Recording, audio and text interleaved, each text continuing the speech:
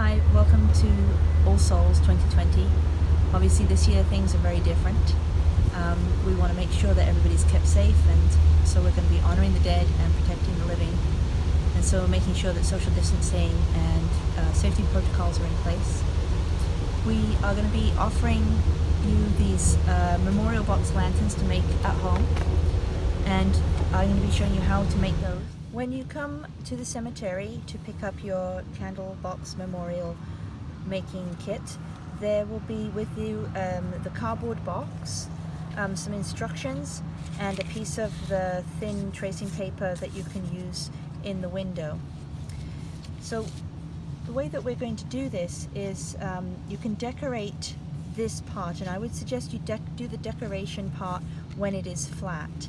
So what I'm doing here is I'm making a shrine here for my mother who just died last week, and so this is going to be a photograph that I'm actually going to be using on it rather than putting in the tracing paper. So I've decorated this up, but what I'm going to be doing, I'll just show you, let's go back, is that you can put the tracing paper inside and just make sure that you draw around it so you can position and make sure that it's in the right location. So with a pencil, just going around the edge, so that, I don't know if you can see this, but then I've got a shape there, and then I can cut around making sure there's enough, I leave a gap so that it can be taped and glued onto the box lantern. So when I want to do a photocopy of a picture to put inside here, I'm making this template out of the tracing paper, and then so I could use this and decorate this with stamps or collage or different things, but I can also use this then to help me choose where on a photocopy I can take the picture from. So these are pictures of my mum, and I'm going to be putting that there. And then I'm going to draw around this, and this line won't be seen, so I'm just doing it in a red pencil so that it's easy for me to see. And that way I can then cut this out and add that to the box memorial. And so just make sure you have enough of the edge, again, like to be able to glue it to the box. And one of the things I just wanted to note is that the box lanterns were created, I designed them last year, and so last year was the first time we used them. And what we noticed is that over the week, when the photo is put it inside, the candles sometimes burnt the photo because of the moisture in the air. So if you're worried about that, you could put the photo on the outside, and then that way you could tape it on, but you need to make sure that you cut it and make it look more elegant around the outside if you're going to do that.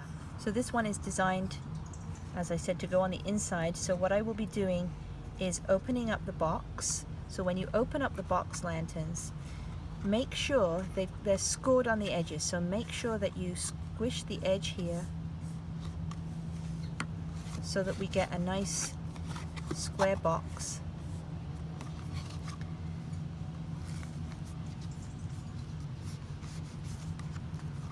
And once you've done that, then you can put your photos inside. And I suggest doing the photos before you put the ends together, because then you have a chance to be able to move it into the position that you want. So I'm going to be using some glue just to start with. I'm going to just make sure it doesn't get on the tablecloth. So I'm just going to put a little bit of glue around the edges, and I'm just using glue stick.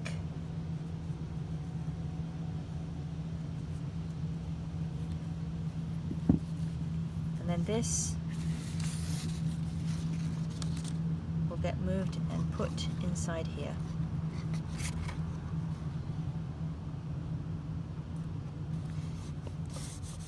Once you've finished doing all the design on the outside, you've put the photo in, or you've put in the tracing paper window with maybe stamps or drawings or designs, then you're going to need to fold down the bottom.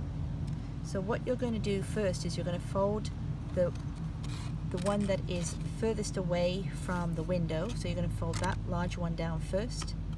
Then you're going to fold in the two sides, and the last one is the same front panel, and that gets pushed in, and you push all the way down until it flips there, and you can push it from the inside, and then it's nice and strong.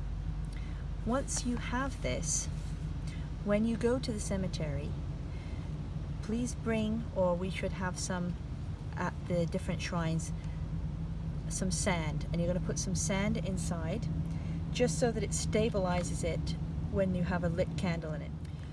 Another thing that you can do once you've got the whole thing assembled is using a small awl or a sewing needle.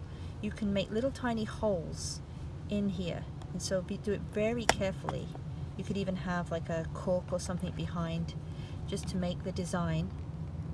And when you press in the holes, what you're doing is you're creating a space for the light to come through. And so you can do them into a pattern, or you can just do them randomly, sort of like stars in the night.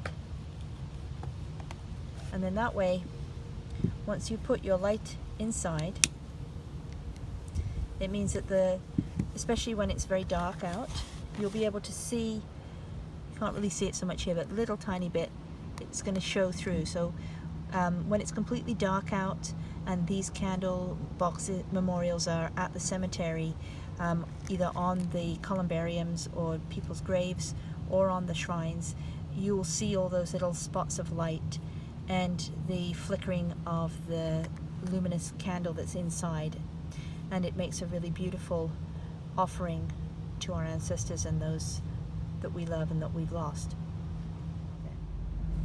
When you're going to light your candle, and if you want to use any sort of offering of smoke or anything to just sort of sanctify your memorial, you can just do that.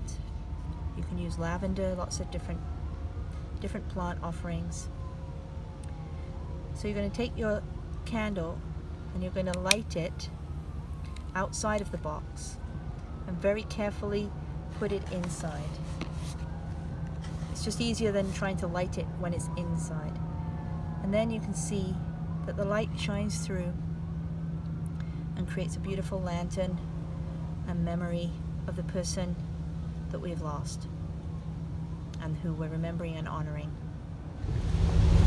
If you're not able to come to the cemetery to pick up one of the candlebox memorials to make at home and then bring back to the cemetery to put on the shrines, you can print out one of these instructions and a template to make the loving memory shrines, which are basically a three-sided panel that you can cut out the center and put a photograph in, and the two sides with words, and then you can keep that one at home and just use that on your own shrines for the Day of the Dead and for the memorials, or you can also put it in the window.